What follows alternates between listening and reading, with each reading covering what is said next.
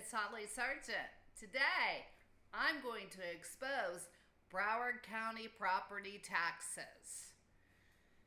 If you are planning on moving to South Florida, thinking about buying a home, a second investment, or an investment property, or you're already living in the area and looking to purchase real estate, understanding property taxes and their cost to you is likely important to you.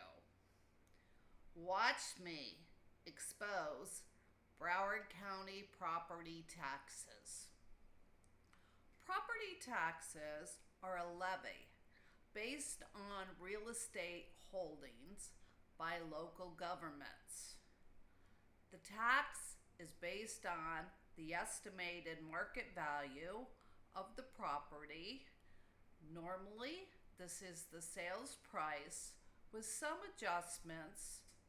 Property taxes fund police and fire protection, libraries, schools, road repairs, and city improvements. Broward County, Florida includes cities like Fort Lauderdale, Hollywood, Pompano Beach, as far north and west as Parkland, and as far south and west as Pembroke Pines or Miramar. Palm Beach County and Miami-Dade County follow a similar structure for property taxes.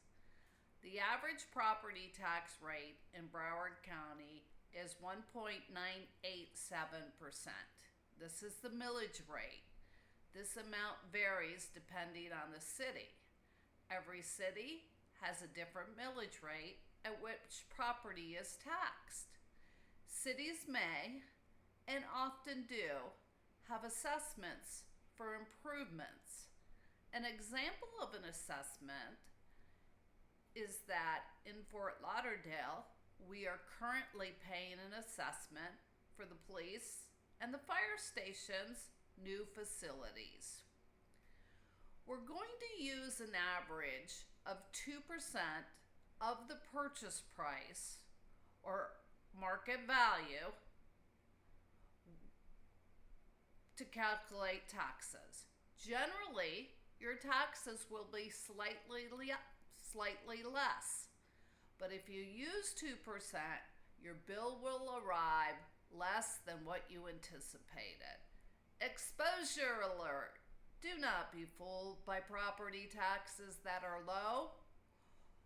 The owner of the property likely has a homestead or other exemptions that they have had for a long time that is keeping their taxes lower. Per the Florida State Constitution, taxes are reassessed when sold, normally around the sales price. So the property taxes a former owner has had will not be your taxes. We have seen real estate agents and lenders that are not knowledgeable or at worst are just not upfront about the cost and the changes in taxes that will occur when a property is sold and then reassessed. I am going to show you how you can confirm what your property taxes will be if your agent isn't on the ball, or even worse, fails to disclose this to you. I'm going to show you that by going to the tax assessor's website, you can go to bcpa.net and calculate the taxes on any property. Now, are you ready? Let's get started. With RE/MAX first in beautiful South Fort Lauderdale and South Florida.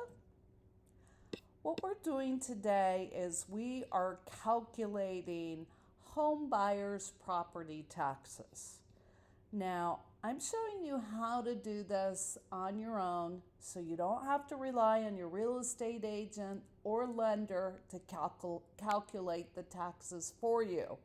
They could use the current taxes, which is wrong because per the state constitution, the taxes will be reassessed when the property sells. So get your computer, get online, and go to bcpa.net. And that's B as in Broward, C as in county, P as in property, A as in appraiser, bcpa.net.